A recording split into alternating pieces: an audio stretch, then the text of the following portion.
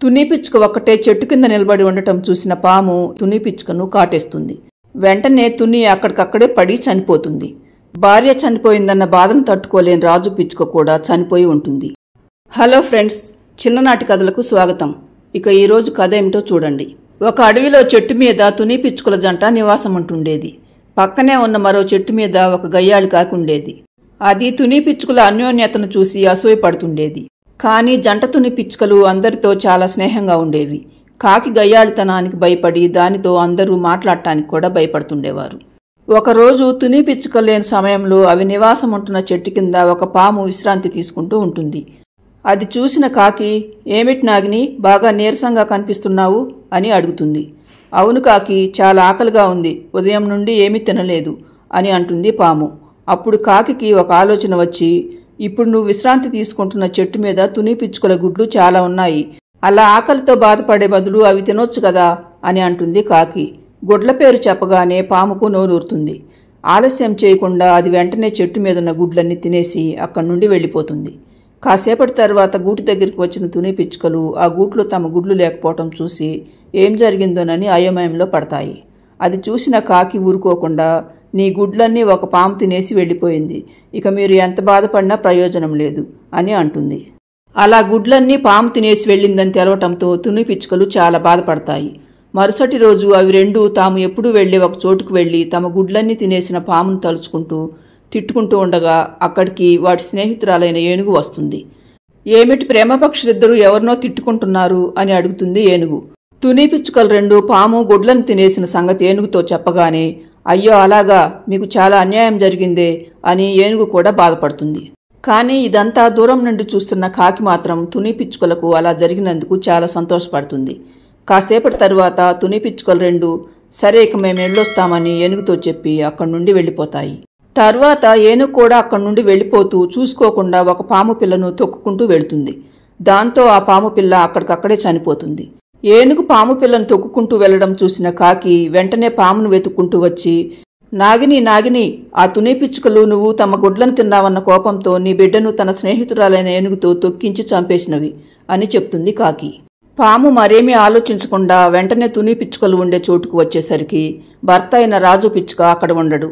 తుని పిచ్చుక ఒక్కటే చెట్టు కింద నిలబడి ఉండటం చూసిన పాము ఏం జరుగుతుందో తెలిసేలోపు వేగంగా వచ్చి తుని పిచ్చుకను కాటేస్తుంది. వెంటనే తుని అక్కడికక్కడే పడి చనిపోతుంది.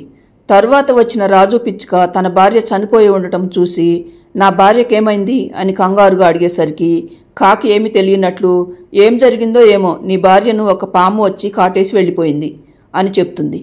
తన భార్య చనిపోయిందని తెలియటంతో రాజు పిచ్చుకకు పై ప్రాణాలు పైనే పోతాయి. తుని పిచ్చుక చనిపోయిందని తెలియటంతో మరుసటి రోజు ఏనుగు అక్కడికి వచ్చి అసలేమైందని రాజు పిచ్చుకను అడుగుతుంది.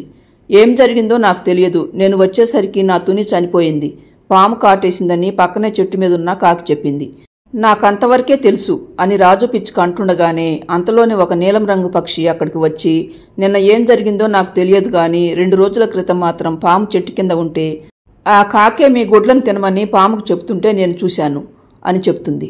అప్పుడు ఏనుగు అసలేం జరిగిందో తెలుసుకుందామని పామును వెతుక్కుంటూ వచ్చి, అమాయకురాలైన తుని పిచ్చుక నీకేం అన్యాయం చేసింది, దాని గుడ్లన్నీ తినటమే కాకుండా కాటేసి దాన్ని ఎందుకు చంపావు అని పామును అడుగుతుంది ఏనుగు. అసలు ముందు చంపాల్సింది దాన్ని కాదు, నిన్ను అని అంటుంది పాము.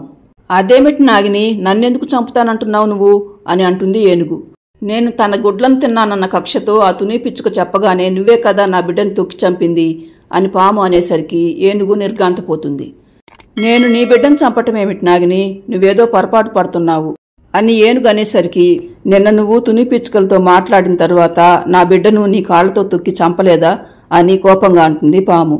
అయ్యో నాగిని, నువ్వు పొరపాటు పడుతున్నావు, ఆ తుని పిచ్చుకలు నువ్వు వాటి గుడ్లను తిన్నావని మాత్రమే చెప్పి వెళ్ళిపోయాయి. తర్వాత నేను వెళుతూ చూసుకోకుండా పొరపాటున నీ బిడ్డను తొక్కినట్లున్నాను.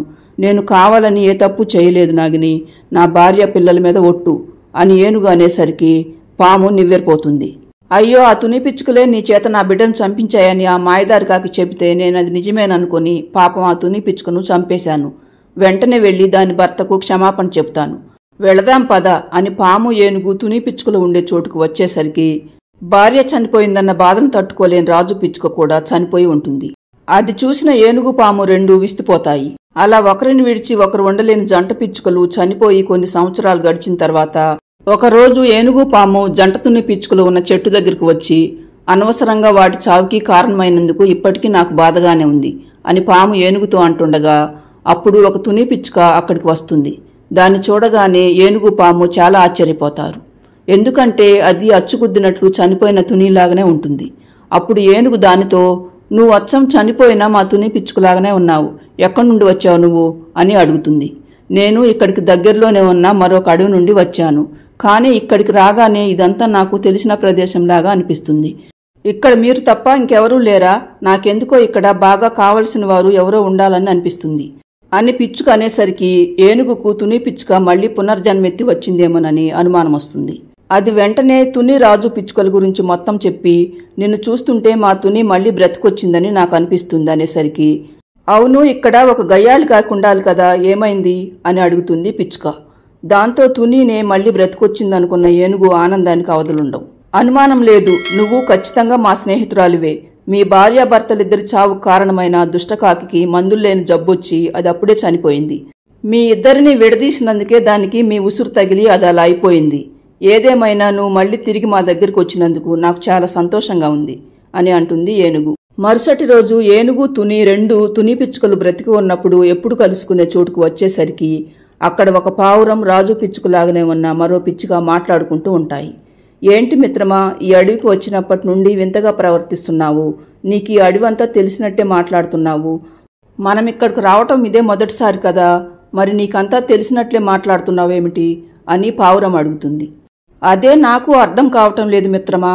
ఇక్కడికి రాగానే ఇదంతా నాకు బాగా తెలిసిన ప్రదేశంలాగా అనిపిస్తుంది అని పిచ్చుక పావురం రెండూ మాట్లాడుకుంటూ ఉండగా, అదంతా విన్న ఏనుక్కు రాజు పిచ్చుక కూడా మళ్లీ బ్రతికి వచ్చాడని అనిపిస్తుంది. వెంటనే అది, ఈ ప్రదేశంలో గత జన్మలో నువ్వు నీ భార్య తరచూ వచ్చి మాట్లాడుకుంటుండేవారు అని ఏనుగు అనేసరికి రాజు పిచ్చుక పావురం అయోమయంలో పడతాయి.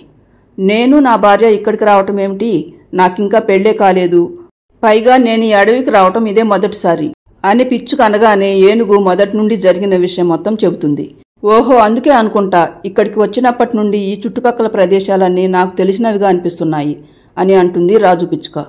తర్వాత ఏనుగు రాజు తుని పిచ్చుకలతో, మీది జన్మజన్మల బంధం, అందుకే మీరిద్దరూ వేర్వేరు చోట పుట్టినా గాని ఒక్క చోటుకు వచ్చి కలిశారు అని రెండింటినీ కలుపుతుంది ఏనుగు. తర్వాత పాము తుని పిచ్చుకల దగ్గరికి వచ్చి ఆ దుష్టకాకి చెప్పింది నిజమనుకుని తునిని కాటేసి చంపినందుకు క్షమాపణలు చెప్పి మీరిద్దరూ కలకాలం కలిసి జీవించమని దీవిస్తుంది. అప్పటి నుండి తుని పిచ్చుకలు రెండు కొత్త జీవితం మొదలుపెట్టి సుఖంగా జీవిస్తాయి. చూశారుగా ఫ్రెండ్స్, ఈ వీడియో నచ్చితే లైక్ చేయండి, మన ఛానల్ను సబ్స్క్రైబ్ చేసుకోండి. Thanks for watching this video.